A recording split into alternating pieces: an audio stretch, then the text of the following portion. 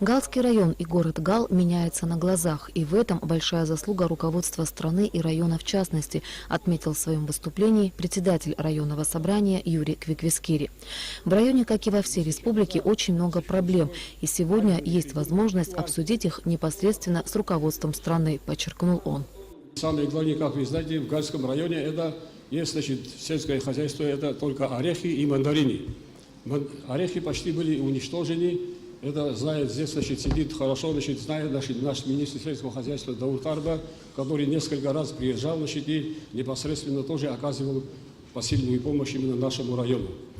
Но такие трудности были, но в целом район завершил, значит, неплохими показателями. Это трудности есть, конечно, не правда ли?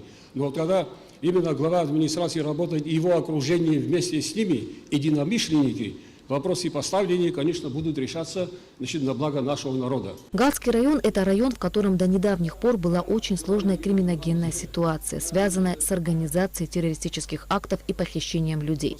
Например, только в селе Баргяб в период с 2010 по 2015 годы с целью выкупа был похищен 21 человек. По сравнению с теми годами, которые были, значит, до этого, именно в Гальском районе, здесь, наверное, вы здесь сидите, очевидцы, знаете, не правда ли, что какие процессы происходили, это партизанщина, а потом еще многие появились бандитские группировки, которые похищали людей, требовали выкуп. Эти вещи прекратились. Только за 3 года был один факт, эти партизаны, или как называется, бандиты были уничтожены, и после этого ни одно такое происшествие, чтобы человека похищали, за него выкуп требовали, таких, значит, фактов в Гальском районе нету. Раньше были такие, скажем, когда крестьяне вывозили свой орех-фундук на рынок, тоже ставили по дороге, автобусы останавливали, и вот такие вещи происходили. Но в течение 3 лет такое уже в Гале не происходит.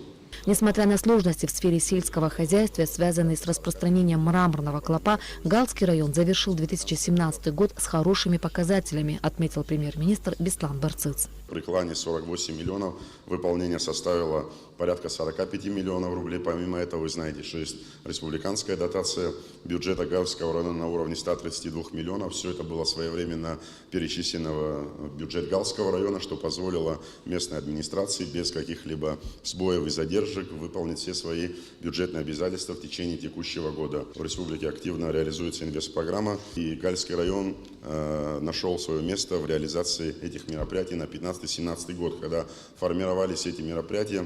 Были определены с главой администрации района на уровне правительства ряд мероприятий, которые должны были найти свое отражение. Сегодня мы можем констатировать, что эти работы выполнены. Как сообщил Беслан Барцыц, в рамках инвестпрограммы 2015-2017 годов в городе Гал заменен магистральный трубопровод. Произведена замена трубопровода канализационного коллектора до очистных сооружений. Осуществлен ремонт 4 скважин. Самым дорогостоящим проектом в 160 миллионов рублей стал ремонт автодороги между селами Хяцха и Печора. Галский район также получил коммунальную технику и техническое оснащение районной больницы. Гал и Галский район, можно сказать, самый дисциплинированный в вопросах поступления налогов в бюджет страны, отметил в своем выступлении президент Рауль Хаджимба. Сегодня Гал и Галский район один из тех районов, который в большей степени говорить, если о поступлении в бюджет страны тех или иных видов налогов, то Гал впереди всех. Это касается и земельного налога, это касается и оплаты за свет. И что касается темы правопорядка. Да, действительно, Гал за последние несколько лет не создает проблем. Ситуация в районе стала совершенно другой. Глава государства говорил и об общественно-политической ситуации в стране. Конечно, в любом демократическом государстве должна быть оппозиция, которая озвучивает проблемы и способствует их решению. Но жесткого противостояния в народе быть не должно, подчеркнул Рауль Хаджимба.